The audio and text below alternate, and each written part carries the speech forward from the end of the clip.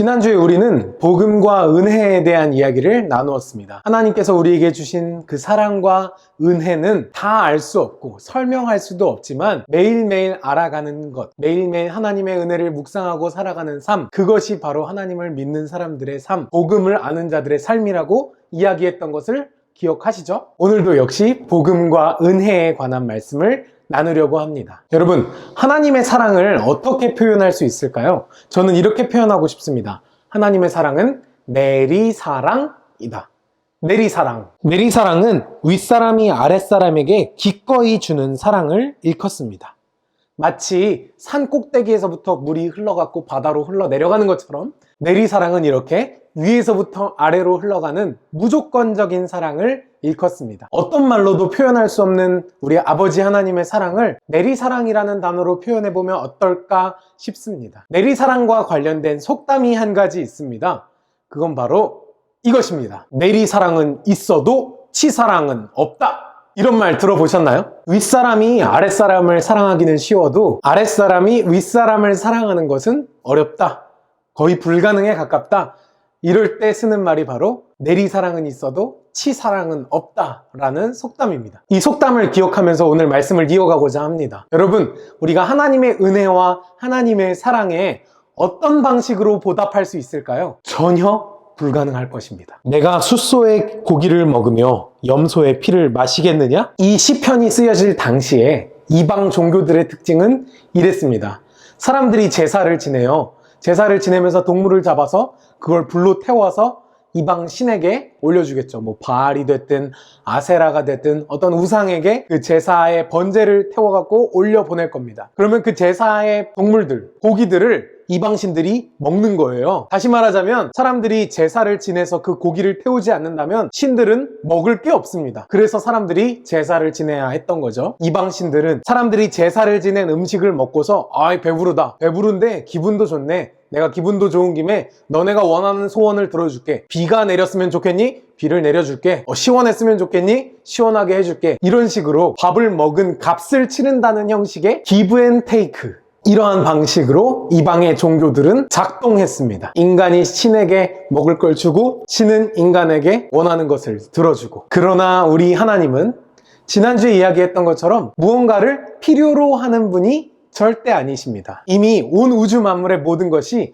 하나님의 것이기 때문에 하나님께서는 무언가를 가지고 싶어서 인간에게 요구할 필요가 전혀 없습니다. 이는 삼림의 짐승들과 뭇 산의 가축이 다 내 것이며 산의 모든 새들도 내가 아는 것이며 들의 짐승도 내 것이미로다. 다시 한번 말씀드립니다. 정말 중요해서 그렇습니다. 우리 하나님은 우리가 영광을 돌린다, 헌금을 드린다, 예배를 드린다, 그런다고 해갖고 막 더 높아지시는 분이 아닙니다. 우리의 성적표가, 우리의 통장 잔고가, 우리의 어떤 형편이 하나님의 높고 낮음을 정하지 않습니다. 우리 하나님은 그냥 그 자체로 무한대로 높으신 분이십니다. 두꺼봐 두꺼봐 헌집 줄게 새집 따오, 이런 식으로 내가 뭘 줄 테니까 하나님 나한테 이걸 주세요, 이런 기브 앤 테이크 방식이 전혀 아니라는 것이죠. 그러면 모든 걸 다 갖고 계신 하나님께 우리가 도대체 뭘 드릴 필요가 있습니까? 하나님이 원하시는 게 있긴 있는 겁니까?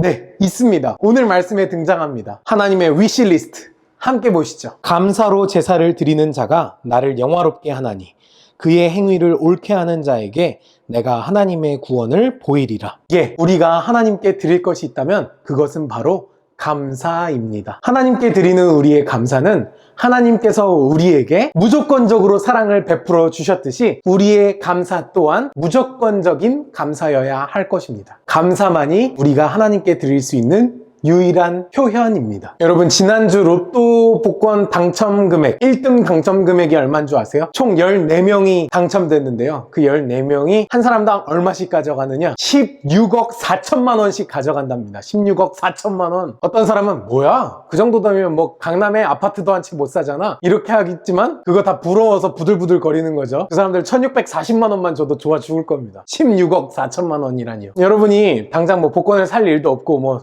당첨될 일도 거의 없겠지만 평생 살면서 만약 로또 복권 당첨이 됐다고 칩시다. 1등 당첨이 된 거예요. 그래서 16억 4천만 원 정도 받았다고 칩시다. 여러분 뭐 할 겁니까? 교회를 좀 다녔다는 사람들의 특징 하나 알려드릴까요? 복권 당첨되면 꼭 이 얘기부터 꺼냅니다.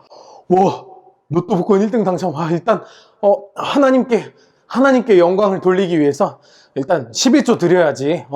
16억 4천만 원에 10분의 1, 1억 6,400만 원? 많긴 하지만 하나님께 드려야지. 이럴지도 몰라요. 그러나서 고민을 하겠죠. 와, 집을 사야 되나? 차를 사야 되나? 뭘 사야 되지? 여러분, 꿈 깨십시오. 꿈 깨십시오. 지금 제가 복권을 사라, 복권을 사지 말라 이런 얘기를 하는 건 절대 아닙니다. 다만 우리가 하나님께 무언가를 드린다고 할 때 이런 마음이면 절대 안 된다는 것을 말씀드리고 있는 겁니다. 우리가 하나님께 무언가를 드릴 때, 특별히 예배를 드릴 때, 감사의 표현을 하나님께 올려드릴 때 그저 때운다는 식으로, 그저 메꾼다는 식으로 드리면 절대 안 됩니다. 여러분, 따라해 주십시오. 하나님의 사랑은, 하나님의 은혜는 give and take가 절대 아니다. 우리 하나님은 우리한테 뭐 받아먹으시려고 은혜와 사랑을 베풀어 주시는 분이 절대 아닙니다. 심지어 우리의 예배를 받기 위해서, 우리에게 영광 받기 위하여서 우리에게 사랑과 은혜를 베풀어 주신 분이 절대 아니십니다. 하나님께서 은혜와 사랑을 우리에게 베풀어 주신 것은 하나님께서 그냥 은혜의 하나님이시고 구원의 하나님이시기 때문에 그 사랑을 베풀어 주신 것이지, 내가 사랑을 주면, 내가 은혜를 베풀어 주면 얘네가 나를 예배하겠지? 나를 찬양하겠지? 나한테 기도하겠지? 그런 생각을 하면서 은혜와 사랑을 베푸신 것이 전혀 아닙니다. 아마 여자친구가 있는 남자친구들은 조금 골치 좀 아프셨을 거예요. 나 밸런타인데이 때 초콜릿 받았는데 난 뭐 사줘야 되나?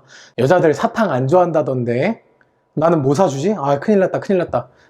여러분, 이렇게 고민하는 남자친구와 여자친구의 고민처럼 난 뭘 받았는데 난 뭘 줘야 하지? 이런 차원의 고민은 복음과 은혜의 세계에선 통하지가 않습니다. 다시 한번 말씀드립니다. give and take가 아니라고요.